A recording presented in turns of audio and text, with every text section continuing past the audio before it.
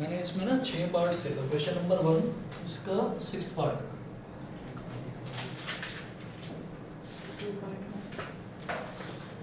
इसका 6th part देखिएगा, ये है qx is equal to root 3x square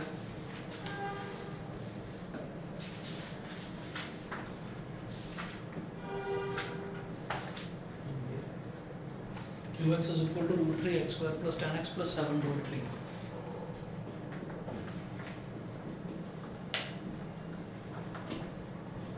plus 10x plus 7 root 3। क्या करना है, वही सभी ने find the zeros of each of the following quadratic polynomials and verify the relationship between the zeros and their coefficients. तो zeros find out करने के लिए क्या करेंगे, लेट अस पुट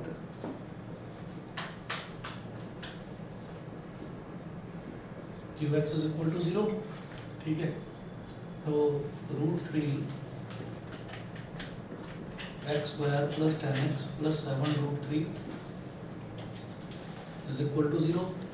तो ऐसे में मिड टर्म स्प्लिटिंग किस तरीके से करते हैं कि इधर एक्स स्क्वायर का जो कोफिशिएंट है उसको कांस्टेंट वाली टर्म से मल्टीप्लाई कर देते हैं। तो देखिएगा root 3 into 7 root 3 21।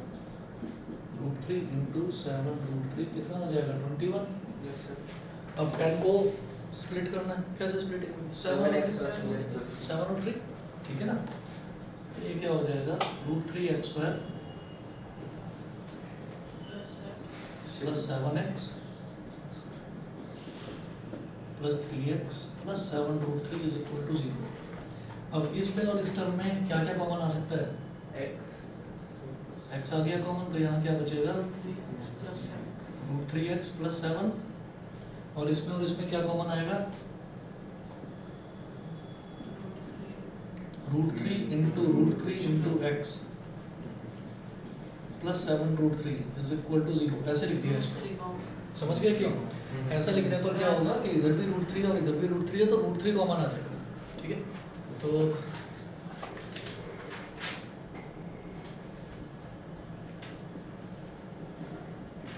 Root 3 common ले लिया,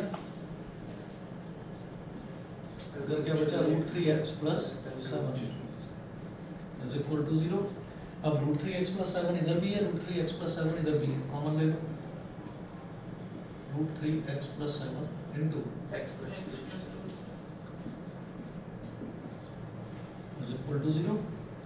अब root 3x plus 7 is equal to 0 और x plus root 3 is equal to 0। x plus root 3 is equal to 0। रूट 3 is equal to 0। Root 3x is equal to minus 7 minus और x is equal to minus root 3। ये हो गया, यहाँ से x क्या आ जाएगा माइनस 7 अपॉन रूट 3, और यहाँ से x की वैल्यू माइनस रूट 3 आई चुकी है। तो जो x की दो वैल्यूज आती हैं वही क्या होता है, अल्फा और बीटा, ठीक है। देयरफॉर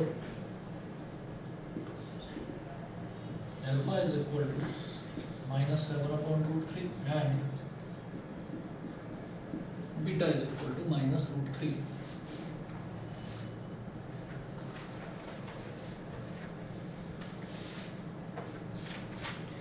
अब इनका रिलेशन वेरीफाई करना है।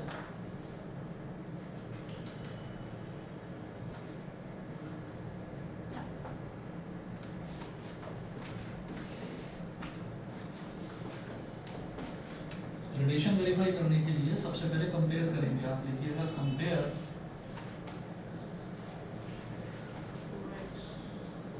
Is equal to root 3x square plus 10x plus 7 root 3 with ux is equal to ax square plus bx plus c। तो a की वैल्यू क्या हो गई रूट 3, a की वैल्यू रूट 3, b की वैल्यू 10 और c की वैल्यू 7 रूट 3।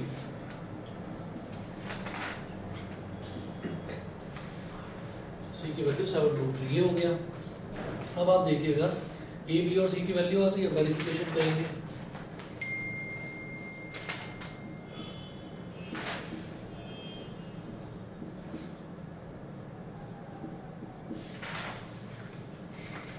वेरिफिकेशन।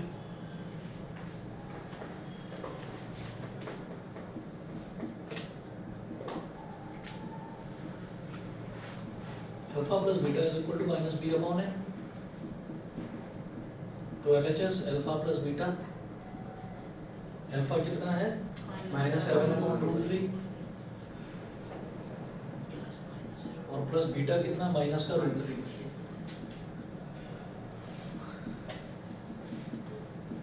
तो -7/√3 और प्लस माइनस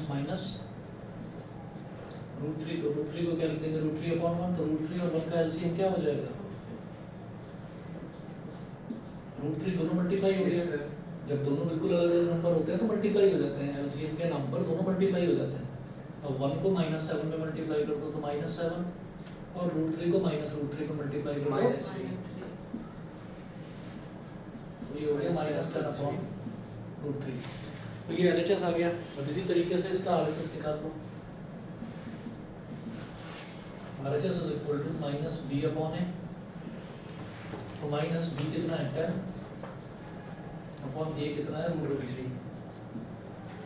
ठीक है, तो LHS is equal to RHS।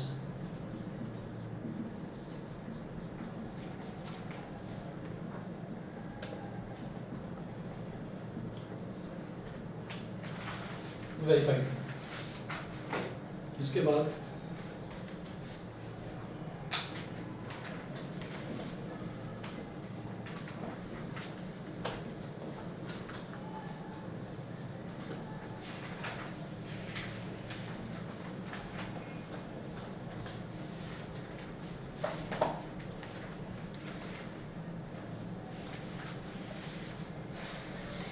बाद देखिएगा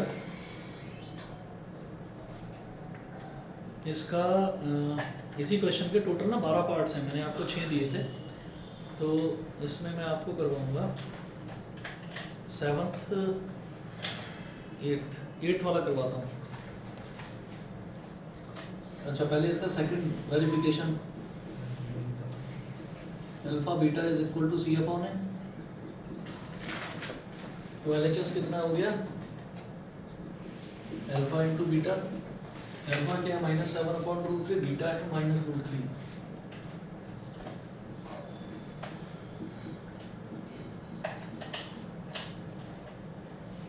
√3 से √3 कट गया, इधर 1 बचा, -1 इंटू -7 कितना आ गया 7। RHS c/a, C कितना है 7/√3 और a कितना है √3।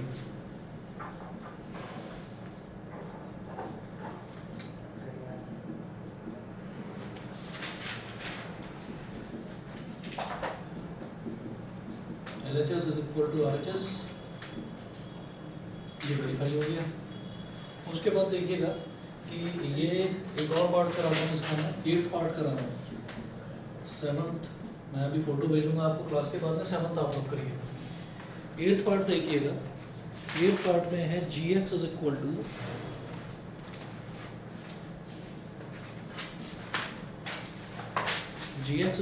a into x square plus 1,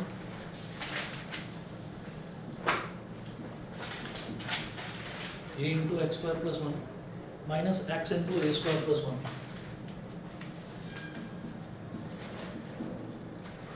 तो सबसे पहले तो इसको जीरोस फाइंड आउट करने हैं, तो जीरोस फाइंड आउट करने के लिए मैं इसको स्टैंडर्ड फॉर्म में कन्वर्ट करना चाहूँगा। तो स्टैंडर्ड फॉर्म क्या होती है कि पहले एक्स स्क्वायर वाला टर्म आए, फिर एक्स वाला टर्म आए और फिर कांस्टेंट टर्म आए। ठीक है, तो let us put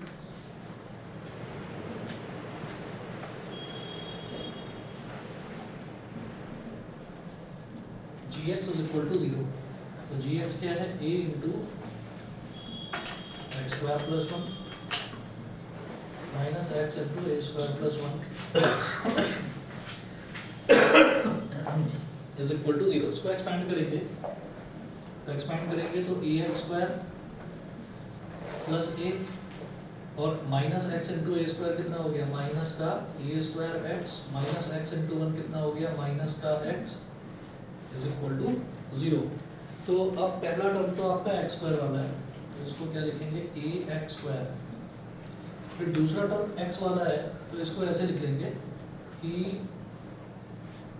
minus common ले लिया, तो ब्रैकेट में क्या बचेगा ए स्क्वायर प्लस 1 और इधर एक्स। ये समझ गए कि नहीं, ये बता दो। माइनस भाई पहले तो एक्स स्क्वायर वाला टर्म पहले तो पूरा एक्सपेंड कर दिया, तो एक्स स्क्वायर वाला टर्म तो केवल एक ही है ना, ए एक्स स्क्वायर, तो इसको ऐसे लिख दिया ए एक्स स्क्वायर। फिर उसके बाद मैं देखूंगा एक्स वाला टर्म, तो एक्स वाला टर्म एक तो ये है और एक ये है, तो इधर भी माइनस है इधर भी माइनस है, तो एक तो माइनस साइन कॉमन लेकर शुरुआत में लिख लिया, इधर भी एक्स है इधर भी एक्स है, तो एक्स कॉमन लेकर बाद में लिख लिया। समझ गए? Yes sir. ठीक है, तो अभी क्या होगा कि ये बचेगा माइनस, दोनों में से माइनस कॉमन लिया तो माइनस बाद में लिख लिया, शुरुआत में लिख लिया, तो प्लस का ए स्क्वायर बचा और इधर प्लस का 1 बचा। भाई दोनों ही प्लस प्लस के हो गए, एक्स निकाल कर बाद में लिख लिया, तो इधर ए स्क्वायर बचा और इधर प्लस 1 बचा। समझ गए कि नहीं? नहीं समझे? नहीं समझे? देखिए हमने क्या करा है, हमने कुल मिलाकर इस वाली टर्म में से और इस वाली टर्म में से माइनस एक्स कॉमन ले लिया है, माइनस एक्स कॉमन ले लिया है, हमने माइनस पहले लिख लिया है और एक्स बाद में लिख लिया है ना, उससे कोई फर्क नहीं पड़ता, आप एक टर्म पहले और एक टर्म बाद में लिख सकते हो ब्रैकेट के। तो माइनस पहले लिख दिया और एक्स बाद में लिख लिया, तो जब माइनस एक्स कॉमन ले लिया तो इधर क्या बचेगा, प्लस का ए स्क्वायर आ गया। जब माइनस एक्स कॉमन ले लिया तो इधर क्या बचेगा, प्लस का 1, क्योंकि माइनस साइन भी निकाल लिया आपने, एक्स भी निकाल लिया, तो जो बचा वो क्या बचा, 1 बचा, वो भी प्लस का बचा। अगर मैं माइनस कॉमन ले लेता हूँ तो साइन पलट जाता है अंदर वाले का, अंदर अगर माइनस लिखा हुआ है तो वो प्लस हो जाएगा, प्लस लिखा हुआ है तो वो माइनस हो जाएगा, ऐसा होता है। क्लियर है? चले आगे। ठीक है, उसके बाद अब लास्ट में देखेंगे, ये एक्स स्क्वायर वाला टर्म हो गया, ये एक्स वाला टर्म हो गया, अब कांस्टेंट टर्म क्या बचा, केवल plus a is equal to 0। अब प्रॉब्लम ये है कि भाई इसका मिड टर्म स्प्लिटिंग करना है, तो आप ये देखिएगा कि जब नंबर नहीं होते हमारे पास, जैसे इस पे ये पहले वाला था, इसमें हमारे पास नंबर थे, तो नंबर में तो मैं मल्टीप्लिकेशन करके देखता हूँ, अब अल्फाबेट्स हैं, इसमें भी मल्टीप्लिकेशन करके देखेंगे, देखिएगा कैसे।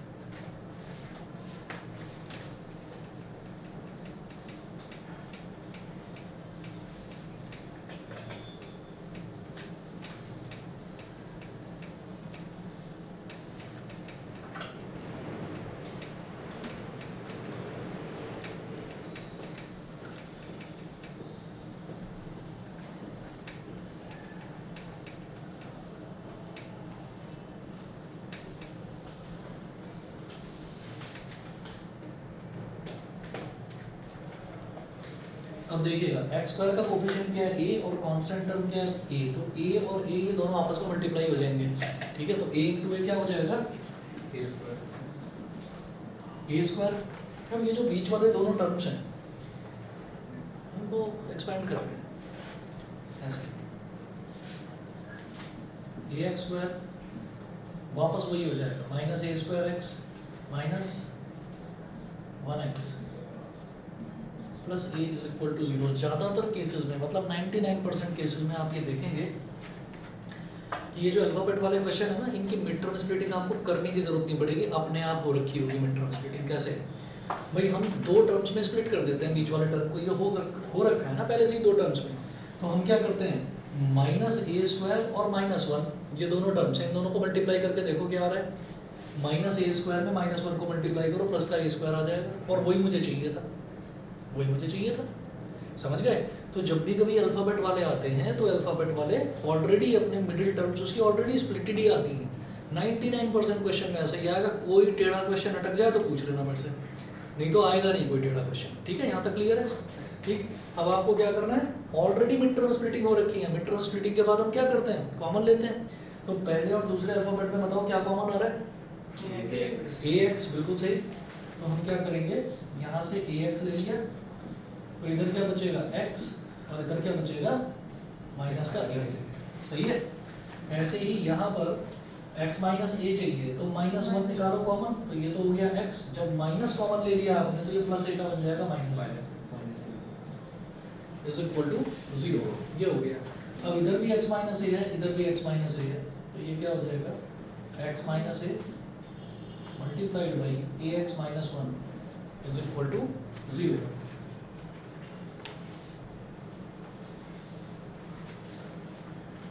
तो ये हुआ हमारे पास x minus A is equal to 0 और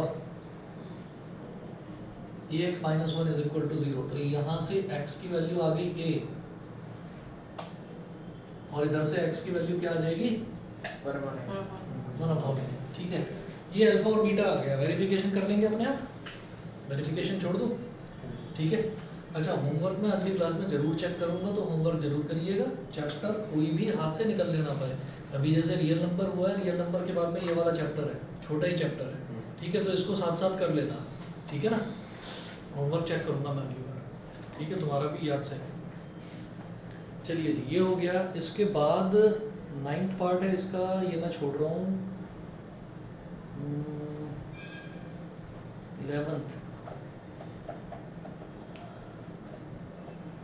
11th करवा रहा हूँ। वेरिफिकेशन इसका अपने आप करिएगा, 9th 10th में छोड़ रहा हूँ। 11th है p y is equal to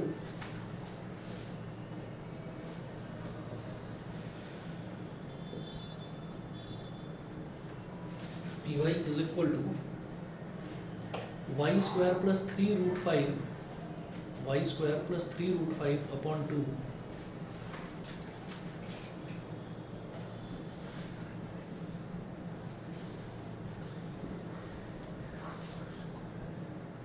sir एक ऐसा भी तो क्वेश्चन आता है जिसमें जीरो दी हुई होती है। हाँ, अभी इसके बाद वही कर लूँगा। Y square plus 3√5 upon 2 into y -5 ये है। तो जीरोस निकालने हैं, कैसे करेंगे? लेट अस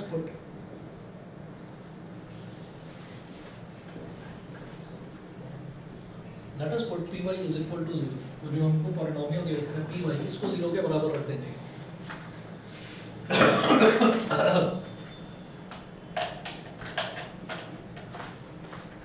तो y square plus 3√5 upon 2 y -5 is equal to 0, ये रख दिया। अब क्या है कि जब भी कभी कोई हमारे पास इस तरीके का कोई पॉलिनोमियल आता है जिसमें अपॉन में वैल्यू दे रखी होती है, तो मुझे क्या करना होता है, सबसे पहले हम इसका एलसीएम ले लेंगे, ठीक है।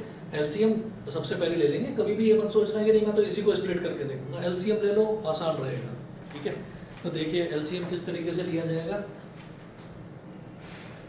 इधर अपॉन में 2 है, इधर अपॉन में क्या है 1, और इधर भी अपॉन में 1 है, तो 1 2 और 1, इसका एलसीएम क्या आ जाएगा 2। 1 में क्या मल्टीप्लाई करेंगे 2 आ जाए 2, और 2 into y square is 2 y square. 2 तो यहाँ पर है ही, तो ऊपर वाला टर्म कैंसिल हो जाएगा 3√5 वाई माइनस 1 में क्या मल्टीप्लाई करेंगे 2 आ जाए 2, और 2 into -5 is -10 is equal to 0। अब ये डिनोमिनेटर में 2 है, ये इधर 0 से मल्टीप्लाई होकर 0 हो जाएगा, ठीक है।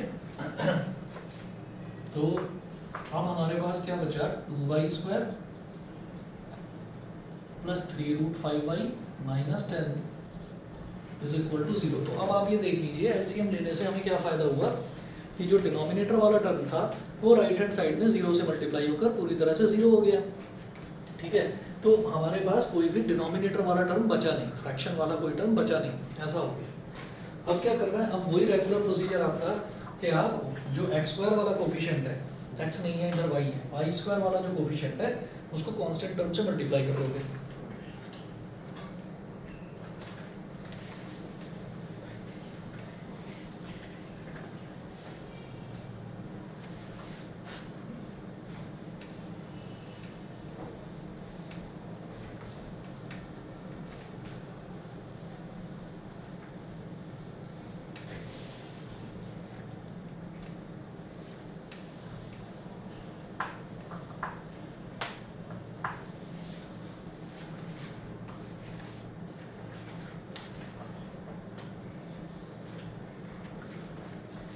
ठीक, तो 2 इंटू -10 कितना हो गया,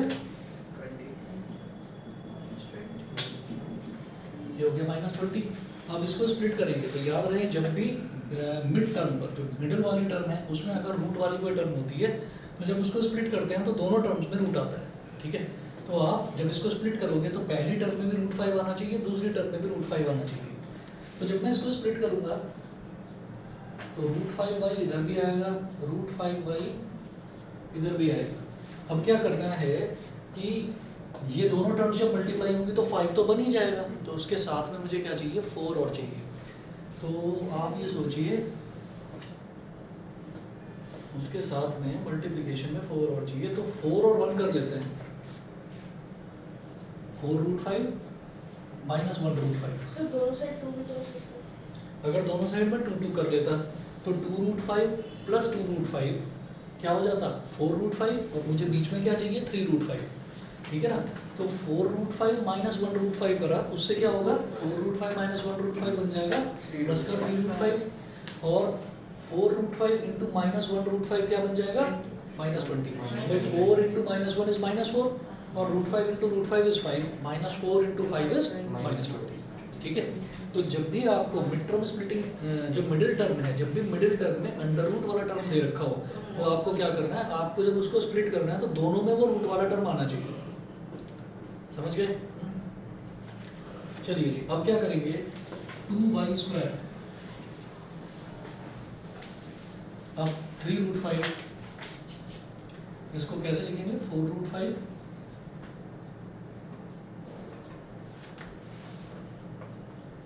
minus 1√5 y minus 10 is equal to 0।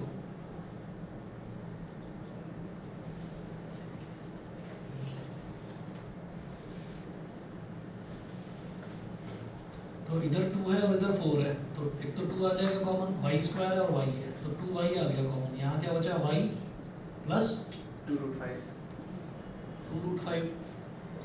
फिर इधर मुझे पहला टर्म y चाहिए, तो √5, एक तो मेरे को √5 कॉमन लेना पड़ेगा, -1√5 कॉमन लेना पड़ेगा, तभी पहला टर्म y बनेगा। तो इसको पहले √5 की टर्म्स में लिखते हैं, तो पहले ऐसे करिए -1√5y माइनस, इसको कैसे लिखोगे √5 into √5 into 2 is equal to 0, समझ गए। भाई √5 इंटू √5 क्या हो जाएगा 5, और 5 टू क्या हो जाएगा 10। पक्का समझ में आ रहा है सभी को? पक्का। अच्छा, अब देखिएगा 2y इंटू y प्लस 2√5, फिर इधर -√5 कॉमन ले लिया आपने, -1√5 या -√5 बोलो, सिंपली 1 लिखना कोई ज़रूरी नहीं होता। तो -√5 कॉमन आ गया, तो इधर क्या बचा y, माइनस कॉमन ले लिया तो इधर बचा प्लस 2√5, बस ये तो बचा।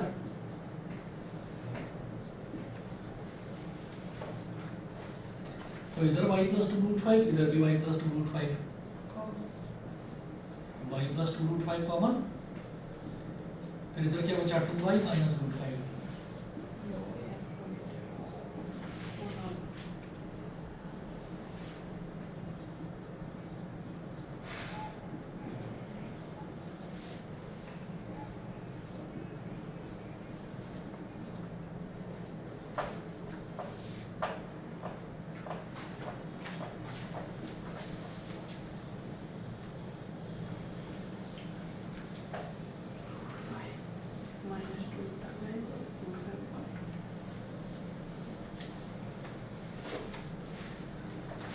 अच्छा जी, तो आज कंजके हुई थी फिर कि नहीं? क्या कंजक हुई थी आज घर में कि नहीं? हुई थी। सर हमारे यहाँ कल हुई। अच्छा, आज सुबह बिल्डिंग में इतने ज़्यादा लोगों के यहाँ कंजक हुई कि लिफ्ट ही ब्लॉक हो गई। अच्छा, उसके बाद मैं भी जा रहा था देने, तो मैं लिफ्ट में फंस गया। तो लिफ्ट में एक अंकल, उन्होंने हाथ में थाली ले रखी थी, एक आंटी और 3 छोटी छोटी लड़कियां और एक बिल्कुल पिद्दा सा लड़का छोटा सा, है ना। अब वो लिफ्ट रुकी है 6th फ्लोर पर, 6th मतलब हमारे घर से जस्ट नीचे वाला फ्लोर, 6th फ्लोर पर। मैंने कहा यार ये खुल जाए बस कैसे भी करके, मैं यहाँ से सीढ़ियों से ऊपर आ जाऊँगा, क्योंकि मैं 11th फ्लोर पर देने गया था और मैं नीचे आना चाह रहा था यहाँ 7th पर। तो मैंने सोचा कि मैं सीढ़ी से ना जाकर लिफ्ट से चला जाऊँ, कुछ कमर में दर्द हो रहा था इसलिए। अब वो 6th पर भी ना खुल कर दे, आधी खुल गई आधी नहीं खुली, ठीक है, फिर खुल गई फाइनली। अब खुलने के बाद में आंटी उन बच्चों को कह रही बेटा आ जाओ आ जाओ आ जाओ आ जाओ। तो वो आंटी को 6th फ्लोर पर जाना था, आ जाओ आ जाओ, नहीं नहीं आंटी बस हो गया, अरे आ जाओ आ जाओ, नहीं नहीं नहीं हो गया, हमने बहुत खा लिया अब हमें खाने का मन नहीं। बेटा तुम्हें कोई खिलाएगा नहीं, प्रसाद दे देंगे बस। नहीं नहीं नहीं कोई नहीं है ना, आ जाओ। तो फिर अरे मना कर दिया, नहीं ना, है ना, वो पिद्दा सा बोलता छोटा सा, है ना, नहीं तो फिर कह रहे हैं अरे भाई हम तुम्हें अंदर नहीं बुला रहे, हम तुम्हें कुछ भी नहीं कर रहे, हम तुम्हें जो भी देना है वो बाहर ही दे देंगे, ठीक है, नहीं आना। अच्छा चलो आंटी ने कहा चलो ठीक है कोई बात नहीं, आंटी चली गई, लिफ्ट बंद हो गई। मैं वेट करने लगा कि ये 7वें फ्लोर पर आएगी, तो 1 फ्लोर तक आने में कितना टाइम लगता है, कुछ सेकंड्स। इतने में वो पिद्दा सा लड़का क्या बोलता है, ओ गॉड इनको कितना भी समझाओ समझ में नहीं आता, पीछे ही पड़ जाते हैं, कितने जिद्दी लोग हैं आजकल के, इतना सा। मैंने उससे पूछ लिया, मैंने कहा बेटा तेरी उम्र कितनी है, आपको क्या करना है, मैंने कहा कुछ नहीं करना, कुछ नहीं करना। तो ठीक है ना, फिर मत पूछो मुझसे। कमाल है, ऐसे ऐसे बच्चे छोटे छोटे कमाल है, वो हद हो गई। और जब हम छोटे थे, आप ये चीज़ें अपने घर में भी सुनते होंगे, पेरेंट्स भी बोलते होंगे कि भाई हम जब छोटे थे तो ऐसा हुआ करता था, ग्रैंड पेरेंट्स से सुनेंगे, वो कहेंगे हम जब छोटे थे तो ऐसा हुआ करता था। इसी तरह से मैं भी बताता हूँ, हम जब छोटे थे तो क्या होता था, भाई कन्या को लक्ष्मी का रूप माना जाता है, तो पहले कन्या जैसे घर में आती थी तो पहले क्या होता था, दरवाजे पे पहले उसके पैर धुलवाए जाते थे, फिर बिठाया जाता था, फिर प्रॉपर तिलक लगाते थे, कलावा बांधते थे, तब जाकर उसको मतलब खिलाते थे, है ना। साथ में छोटे छोटे बच्चे भी मतलब सभी आ जाते थे, ऐसा कोई डिस्क्रिमिनेशन नहीं होता था कि सिर्फ कन्या के लिए ही है, मतलब लड़कों को भी सब जो भी होता था प्रसाद वगैरह वो भी देते थे। और 1 रुपया मिल जाए तो बहुत बढ़िया बात है, किसी अमीर के यहाँ से 5 रुपये मिल जाते थे तो पार्टी हो जाती थी। और पता है वो पार्टी क्यों होती थी, और तब बच्चे ज़्यादा मतलब उनको इंतज़ार रहता था, अष्टमी का नवमी का इंतज़ार रहता था। रीज़न ये था कि तब किसी को पॉकेट मनी मिलता ही नहीं था, ठीक है ना। और अभी क्या, अभी मिल जाता है आसानी से, है ना। नहीं मिलता तो बहुत अच्छी बात है भाई, बहुत अच्छी बात है, क्योंकि मैंने जिनको पॉकेट मनी मिलता है उनको बिगड़ते हुए देखा है, और अभी पता नहीं चलता वो, मतलब शुरुआत जो है वो होती है जैसे बचपन में वैसे दे दिए मम्मी पापा ने 1 रुपये 2 रुपये 3 रुपये, ठीक है। कई बच्चे समझदार भी होते हैं कि पॉकेट मनी को सेव करके रखते हैं कि जब ज़रूरत पड़ेगी तो मैं ज़रूरत की चीज़ लूँगा, नहीं तो ज़्यादातर बच्चे क्या करते हैं कि अपना टॉफ़ी खानी शुरू, फिर टॉफ़ी का नेक्स्ट स्टेप आता है च्युइंगम, फिर च्युइंगम खानी शुरू, फिर उसके बाद उसका नेक्स्ट स्टेप आता है कि यार कुछ माउथ फ्रेशनर वगैरह ले लेते हैं, वो खानी शुरू, फिर उसका नेक्स्ट स्टेप आता है दुकान पर पहुँच कर सीधा जुबां केसरी, ठीक है, फिर जुबां केसरी पर सीधा पीक मारनी शुरू, ठीक। और फिर उसका नेक्स्ट स्टेप जो है धीरे धीरे मतलब if the process of getting this pocket money from the parents continues, तो तब अगला स्टेप फिर धुआं कश छल्ले बना रहे हैं हवा में, ठीक है ना। और बची कुची कसर, तब तक बच्चा बिल्कुल एडल्ट हो चुका होता है, तो बची कुची कसर जो है हनी सिंह और बादशाह जैसे पूरे कर देते हैं, मैं हो गया टल्ली, है ना, नशे में झूम गया, ऐसे गाने तो सारे ऐसे ही आते हैं, मैंने पता नहीं क्या कर दिया, सुट्टे और पता नहीं क्या शराब, हर गाने में तो यही आता रहता है। तो सही बताऊँ तो मतलब स्कैर्सिटी होनी चाहिए, स्कैर्सिटी मतलब कम मिलना चाहिए, पेरेंट्स से मिलना ही नहीं चाहिए पैसा, वो बेकार होता है, फालतू में बच्चा बिगड़ता है। और जब बच्चा बड़ा हो जाता है ना, जब डॉक्टर कह देता है कि बेटा अब तेरी कोई उम्मीद बची नहीं है, तो वो कहता है कि डॉक्टर साहब मैंने तो अभी अपनी ज़िंदगी जी ही नहीं है, तो तब चरखी घूमती है उल्टी, तो वो कहता है यार मेरे पेरेंट्स ने मेरे को ना रोका नहीं उस टाइम। तो इसलिए इस चीज़ का ध्यान रखना, अब सभी को बता रहा हूँ, आजकल तो लड़कियों को भी बताना ज़रूरी है, ठीक है ना, पहले लड़कियाँ नहीं करती थी काम, आजकल लड़कियाँ भी। तो इस चीज़ को ज़रा ध्यान रखना कि कभी भी किसी भी फ्रेंड के बहकावे में आकर भाई फ्रूट भी आ रहा है पी ले, है ना, तो कभी भी किसी के बहकावे में आकर ये काम मत करना ही नहीं है। अगर कोई कहे कि सब कर रहा है तो कोई बात नहीं भाई, मेरी यूनिकनेस यही है, मैं नहीं करता, ठीक है, तो कभी मत करना है इस काम को, ये काम बहुत गंदा काम होता है, इसमें आदमी फंसता चला जाता है। और जनरली ना बच्चे ही फंसते हैं, कभी भी किसी से पूछ लेना, पान की दुकान के पास जो खड़ा हुआ मिलेगा उससे वैसे ही रुक कर, अगर कोई जानकार मिल जाए उससे पूछ लेना अंकल आपने किस एज में शुरू करा था ये, शायद 8th में या 9th में, मेरा दोस्त ने बिगाड़ दिया मेरे को, तो वो यही कहेंगे कि दोस्त ने बिगाड़ दिया।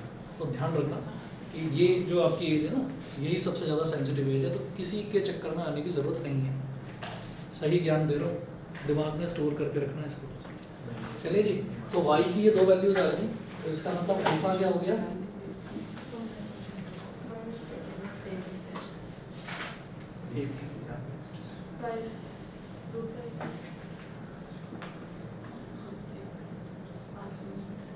अल्फा और बीटा की ये 2 वैल्यूज हो गई। वेरिफिकेशन कर लेंगे, छोड़ दो।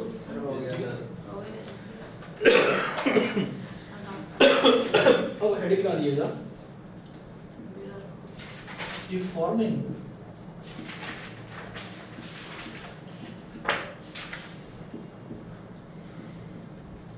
Forming a polynomial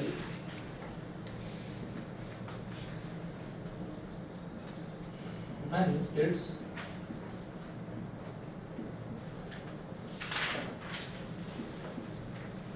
zeros are given.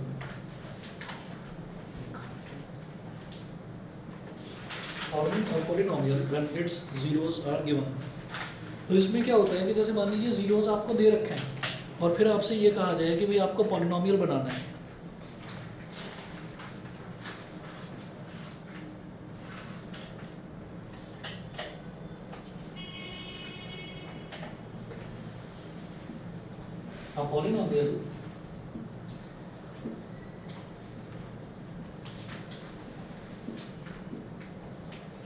A polynomial can be formed as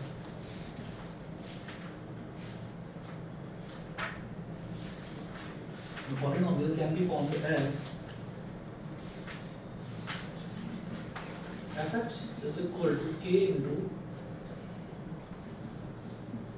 x square minus alpha plus beta into x plus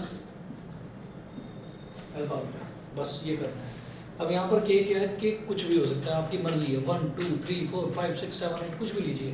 तो जनरली क्या करते हैं हम पॉलिनोमियल बनाते हुए उसको कोई पर्टिकुलर नंबर ना देकर हम उसको k ही लिख लेते हैं, कोई प्रॉब्लम नहीं है उसमें, समझ गए? हम k ही लिख लेते हैं, where k can be any constant. लीजिए where k is any constant.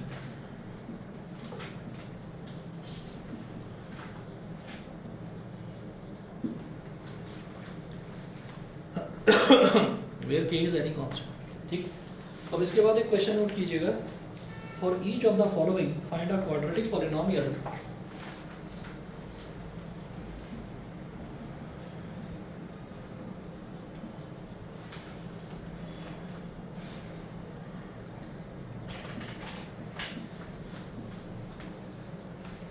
for each of the following find a quadratic polynomial whose sum and product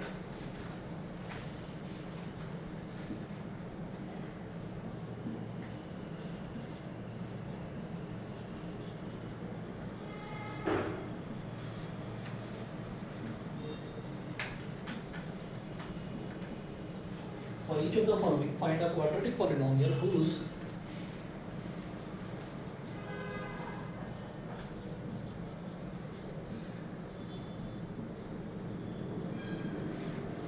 find a quadratic polynomial whose sum and product respectively of the zeros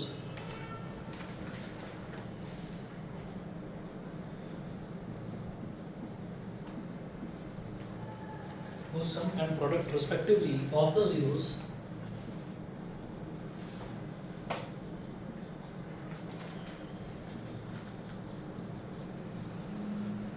are as given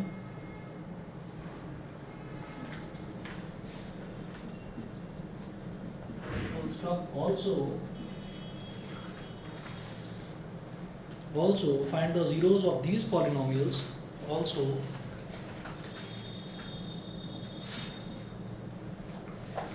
find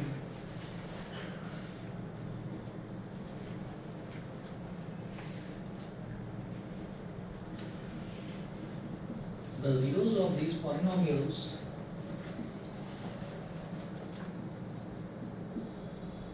also find the zeros of these polynomials by factorization।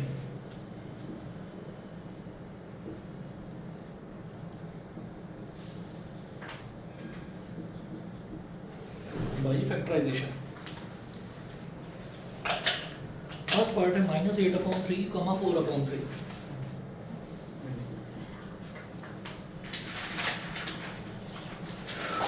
-8/3, 4/3। इन्होंने ना question में क्या बोला देखिए, for each of the following, अगर हमारे पास पहले से ही किसी भी पॉलिनोमियल का पहले से ही हमको उसके जीरोस दे रखे हैं अल्फा और बीटा, और हमसे ये कहा जाए कि अब आप इसका पॉलिनोमियल बनाकर दिखाइए कि पॉलिनोमियल इसका बनकर क्या आएगा, क्या पॉलिनोमियल हो सकता है इसका। तो फॉर्मूला है fx is equal to k into x square minus alpha plus beta into x plus alpha beta. ठीक है, ये होता है। अच्छा, अब वो बोल रहे हैं for each of the following, हमको अलग अलग 4-5 पार्ट्स दे रखे हैं। Find a quadratic polynomial whose sum and product respectively of the zeros are as given. तो सम एंड प्रोडक्ट रिस्पेक्टिवली, यानी कि ये जो वैल्यू दे रखी है ये सम दे रखा है, उसके जीरोस का सम दे रखा है, मतलब अल्फा प्लस बीटा की वैल्यू -8/3 और ये दे रखा है उनका प्रोडक्ट, यानी कि अल्फा और बीटा की वैल्यू 4/3 ये दे रखा है। तो given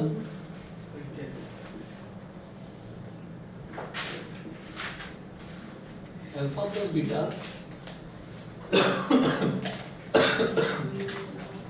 is equal to -8/3 and alpha beta is equal to 4/3। Alpha plus beta की वैल्यू है और अल्फा बीटा की वैल्यू है।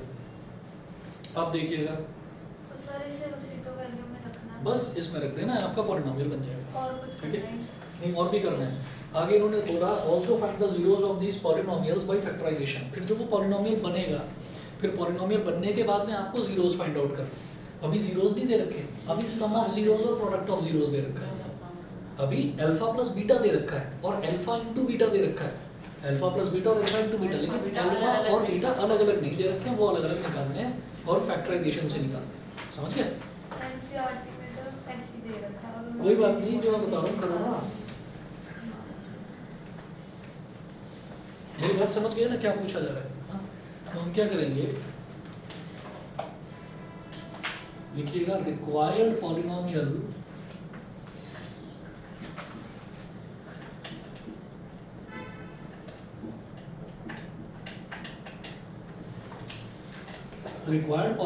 will be fx is equal to k into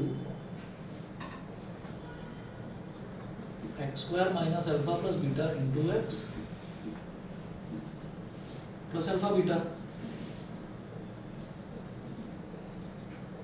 fx is equal to k into x square minus alpha plus beta की value क्या है -8/3 into x plus alpha beta की value क्या है 4/3। ये हो गया। चलिए ये तो पॉलिनोमियल हो गया। अब उसके बाद क्या करना है कि टू फाइंड its zeros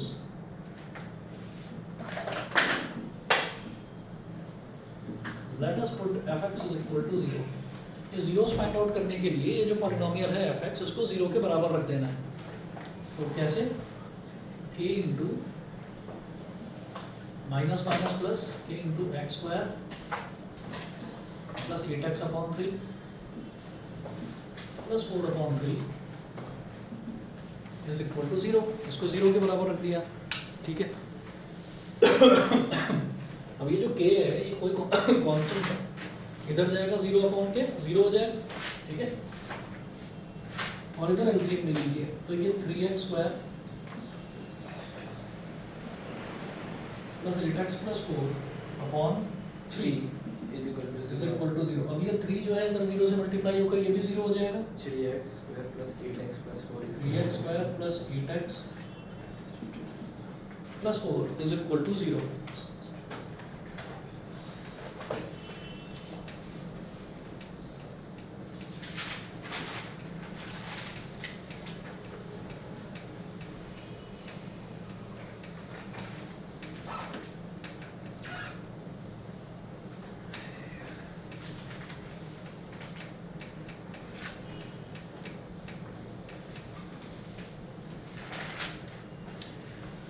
ठीक है, अब देखिएगा 3 इंटू 4 करेंगे तो 3 4 का क्या हो गया 12।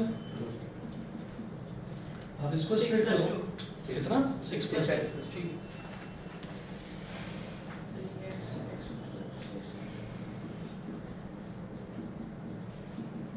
ठीक है, इज इक्वल टू 0। अब पहला और दूसरे टर्म में 3x कॉमन, x प्लस 2 इधर 2 कॉमन इज इक्वल टू 0। अब x प्लस 2 कॉमन ले लिया,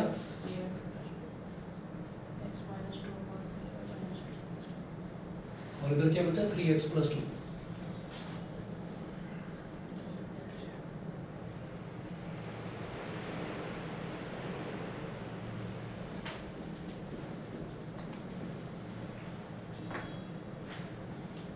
तो x की वैल्यू आ गई -2 और यहाँ से x की वैल्यू आ गई -2/3। ठीक है, अब इसके 3 पार्ट्स हो रहा है, मैं छोड़ रहा हूँ, आप अपने आप करिएगा। उसके बाद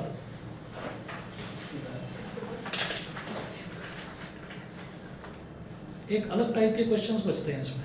एक क्वेश्चन तो ये हो गया कि भाई जिसमें आपको उसके ज़ीरोज़ निकालने हैं और रिलेशनशिप, ज़ीरोज़ के बीच की जो रिलेशनशिप है वो वेरीफाई करनी है। अब उसके बाद कुछ टाइप्स हैं अलग, मैं आपको बताता हूँ किस तरीके के क्वेश्चन हैं। उसमें जरा थोड़ा सा दिमाग लगाना पड़ेगा और वो क्वेश्चन जरूर पूछे जाते हैं एग्जाम। सर पैराबोला, हाँ पैराबोला अरे नहीं अलग है, पैराबोला वाला तो मजे में कर लोगे आप, उसमें कुछ नहीं। क्वेश्चन नंबर 3 नोट करिए, इफ अल्फा एंड बीटा। हाँ नहीं अलग टाइप के क्वेश्चन हैं, मैं बता दो रहा हूँ जो बोर्ड में पूछे जाते हैं। एनसीईआरटी में नहीं दे रखे लेकिन पेपर में पूछे जाते हैं, नोट करिएगा। क्या हुआ, उसने पहले से ही पैक कर दिया। If alpha and beta are the zeros, question number 3 note कीजिए। इसके बाकी के पार्ट्स में छोड़ रहा हूँ, उसमें टोटल 4 पार्ट्स हैं, मैंने सिर्फ फर्स्ट पार्ट करा, बाकी के तीनों पार्ट्स आपको करके लाने होंगे। ठीक है, और फिर सर बाकी के वो वाले पार्ट फिर हाँ मैं भेजूंगा ना आपको, भेज दीजिएगा डीआरटी बुक में 3 पार्ट। कोई बात नहीं। क्वेश्चन नंबर 3 नोट कीजिएगा। If alpha and beta are the zeros of the quadratic polynomial,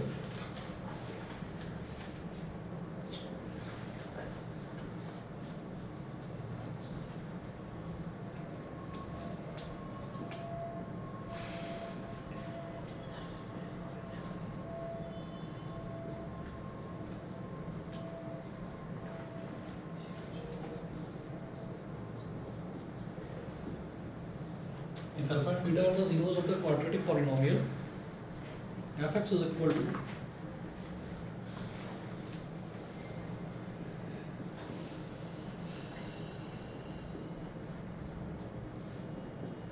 x square minus 5x plus 4, comma find the value of 1 upon alpha plus 1 upon beta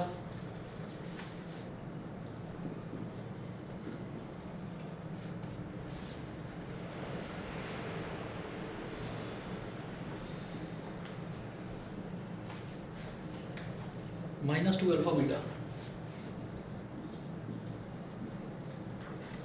1 upon alpha plus 1 upon beta minus 2 alpha beta।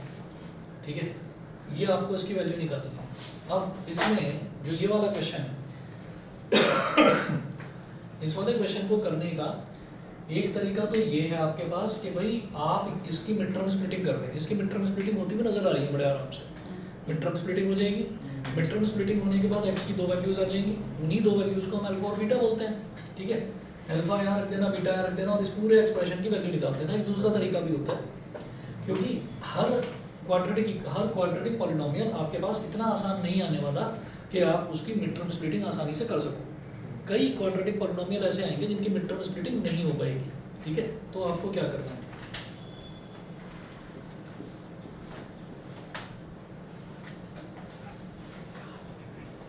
fx is equal to x square को मैं लिख दूंगा 1x square minus 5x plus 4, फिर लिखेंगे comparing it with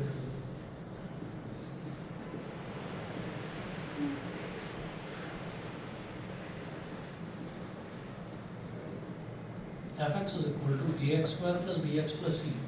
तो a is equal to 1, b is equal to -5 और c is equal to 4। a की value 1, b की वैल्यू -5 और c की वैल्यू 4। a, b और c की वैल्यू आ गई। नाउ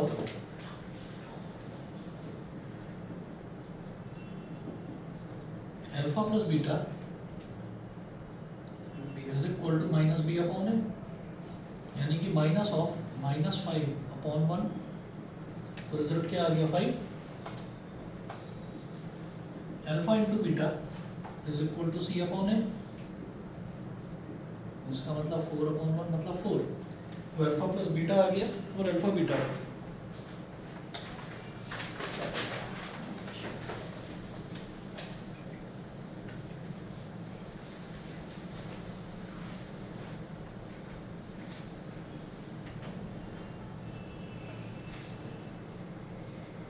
फिर सर इसके बाद हिडन ट्रायल है क्या होगा? कुछ नहीं बता रहा। उन्होंने क्या बोला, आपको वैल्यू किसकी निकालनी है? वैल्यू निकालनी है इसकी 1/α प्लस 1/β माइनस 2α-β, इसकी वैल्यू निकालनी है। 1/α प्लस 1/β माइनस 2α-β, इसकी वैल्यू निकालनी है। तो 2α-β के नीचे क्या हो गया? 1 हो गया। ठीक है, तो एलसीएम अगर इनका लेंगे तो अल्फा बीटा और 1 ये तीनों मल्टीप्लाई हो जाएंगे। तो एलसीएम आ गया अल्फा बीटा। अल्फा में क्या मल्टीप्लाई करूं कि अल्फा बीटा आ जाए? अल्फा में क्या बीटा और बीटा इनटू 1 कितना हो गया? बीटा प्लस बीटा में क्या मल्टीप्लाई करें कि अल्फा बीटा आ जाए? अल्फा। अल्फा इनटू 1 अल्फा हो गया। 1 में क्या मल्टीप्लाई करें कि अल्फा बीटा आ जाए? Alpha beta. Alpha beta into 2 alpha beta 2 alpha square beta square. समझ गए यहाँ तक? यस ठीक है। अब क्या करेंगे?